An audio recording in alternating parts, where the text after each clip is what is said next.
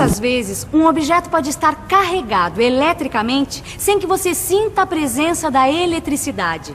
Só utilizando um pêndulo eletrostático é que você vai perceber que em volta do corpo existe um campo elétrico. E é justamente esse o assunto da nossa teleaula de hoje. Na teleaula de hoje, além de aprender o que é um campo elétrico, você vai conhecer também o que são linhas de campo e como determinar o campo gerado por vários corpos carregados. E agora, muita atenção, porque a nossa teleaula está começando.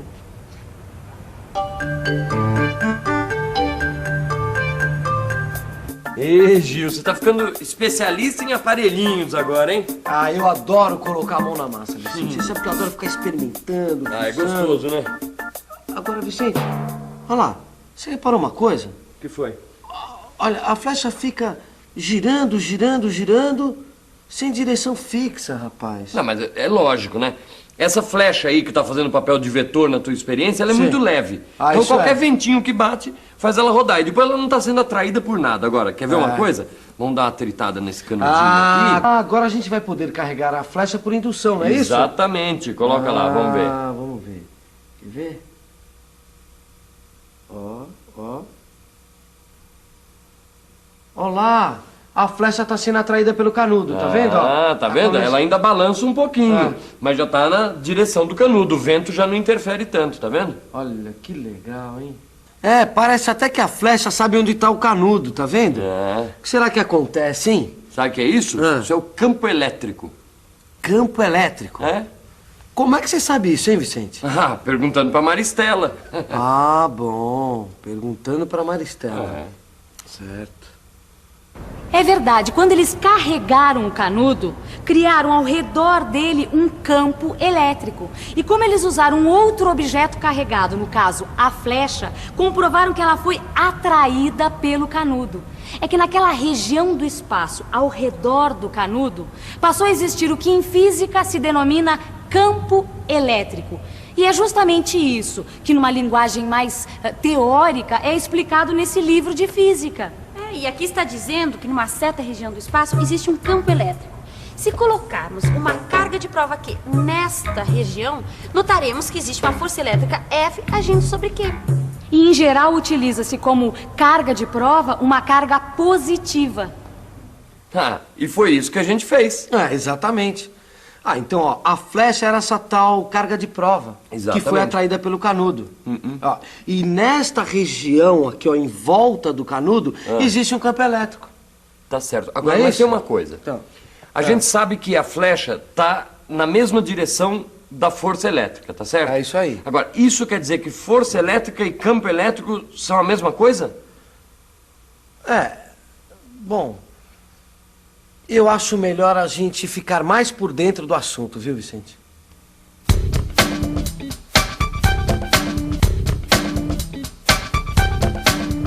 Imagine, por exemplo, uma carga elétrica Q. Repare que ela está fixa.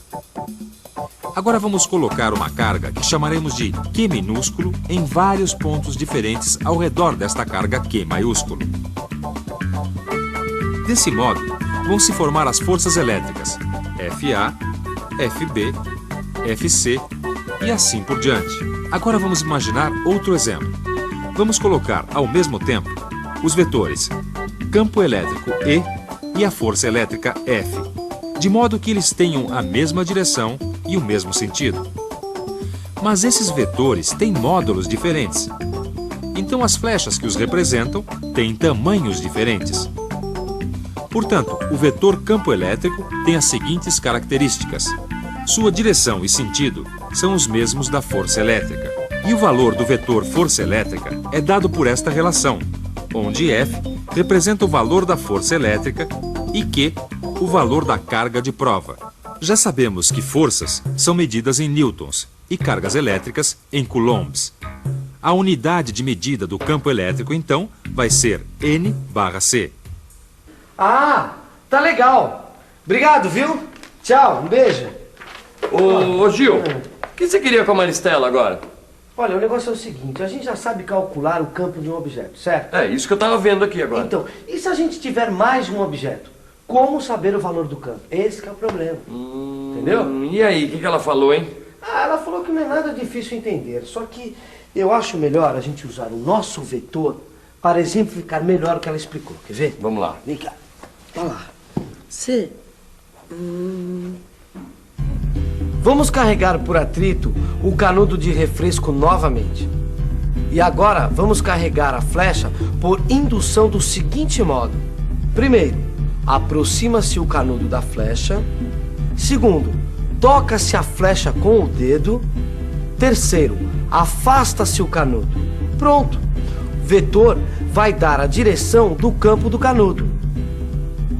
Vamos fazer a mesma coisa com outro canudo, carregando-o por atrito e colocando ao lado do primeiro. Olha só, rapaz, que incrível. Quer dizer, o vetor não aponta nem para um canudo nem para o outro. Ele vai apontar na direção do campo, que é o resultado do campo dos dois canudos, que é exatamente para onde está essa flecha. Agora incrível. ficou claro o que foi que aconteceu. Dá até para imaginar um esquema, hein? Dá mesmo. Aqui, ó. Acontece o seguinte, o canudo A produz o campo EA e o canudo B o campo EB.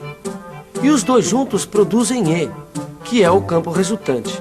Para obter o valor do campo resultante, é só proceder da mesma maneira que foi feito para se obter a resultante de duas forças.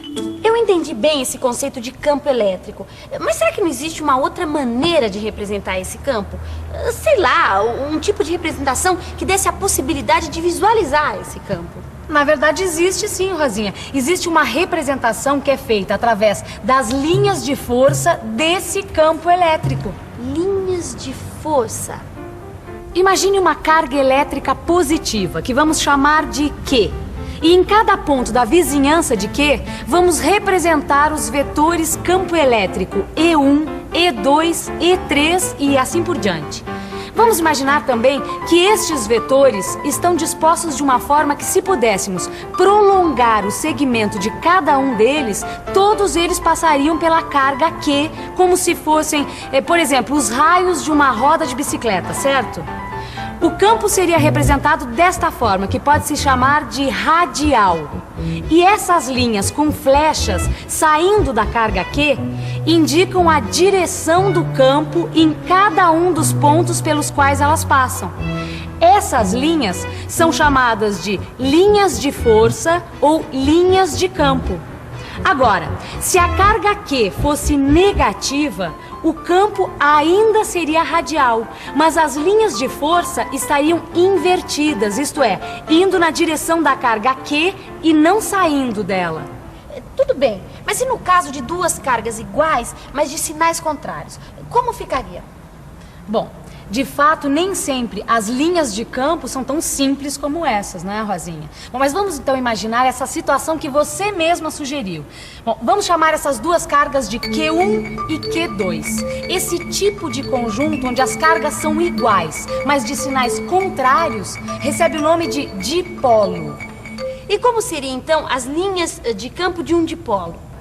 Bom, para que a gente possa imaginar como seriam, pense antes numa carga de prova positiva, que nós vamos batizar com a letra Q minúscula. E as duas cargas, Q1 e Q2. A carga de prova, então, vai ser atraída pela carga negativa e repelida pela carga positiva.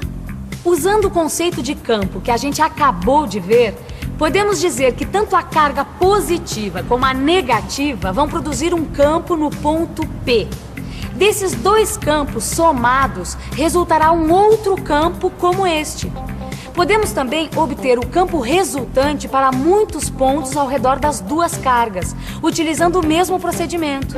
Assim, vamos construir as linhas de campo para o dipolo, que ficaria como esta figura. E além do dipolo, existe também um outro conjunto de corpos carregados que recebe o nome de capacitor de placas paralelas. Ele é formado por duas placas planas carregadas com a mesma quantidade de cargas, mas com sinais opostos. Do mesmo modo que você já viu, se uma carga de prova Q for colocada num ponto qualquer entre duas placas do capacitor, ela vai ser atraída pela carga negativa e repelida pela carga positiva, ou seja, os campos de cada uma das placas vão agir no mesmo sentido. Vão empurrar a carga de prova no sentido da placa negativa. Assim, O campo resultante vai apontar essa direção e, portanto, as linhas de campo também. Outro aspecto do capacitor é que se nós colocarmos uma carga de prova perto da placa positiva, ela vai ser repelida por essa placa com uma grande força, ou, em outras palavras, pode-se dizer que o campo dessa placa nesse ponto é grande. E, ao mesmo tempo, ela vai ser atraída pela placa negativa com uma força menor. E, do mesmo modo, pode-se dizer que o campo dessa placa, neste ponto, é pequeno. Mas os dois campos estão no mesmo sentido. Então, a carga de prova vai ser empurrada na direção da placa negativa por um campo que é a soma dos dois campos das duas placas. Mas se a carga de prova estiver perto da placa negativa, ela vai ser atraída na sua direção com grande força e, ao mesmo tempo, repelida pela placa positiva por uma força pequena. Naquele ponto, o campo da placa negativa é grande e o campo da placa positiva é pequeno. E do mesmo modo que você já viu no caso anterior, os dois campos estão empurrando a carga de prova em direção à placa negativa. Em ambos os casos, o valor do campo vai ser sempre o mesmo, qualquer que sejam os pontos considerados. Assim, entre as duas placas de um capacitor de placas paralelas, o valor do campo é sempre o mesmo. E além de ter sempre o mesmo valor, tem também sempre a mesma direção. Podemos então dizer que esse campo é uniforme. Chegamos deste modo à conclusão de que um campo numa certa região do espaço é uniforme se nessa região sua direção, sentido e valor forem constantes. Bom, foi bastante informação para uma teleaula, não foi? Que tal refrescar a memória de tudo o que você viu com uma revisão? E atenção, se liga aí que é hora da revisão. Na teleaula de hoje, você aprendeu o que é campo elétrico. Aprendeu também o que são linhas de campo e conheceu alguns conjuntos de duas cargas iguais e sinais contrários, o dipolo e o capacitor de placas paralelas. No seu livro de estudos, você vai encontrar mais explicações pormenorizadas de tudo que você assistiu na teleaula de hoje. Além de resolver exercícios que vão ajudar você a aperfeiçoar tudo que já aprendeu. Até a próxima. Tchau!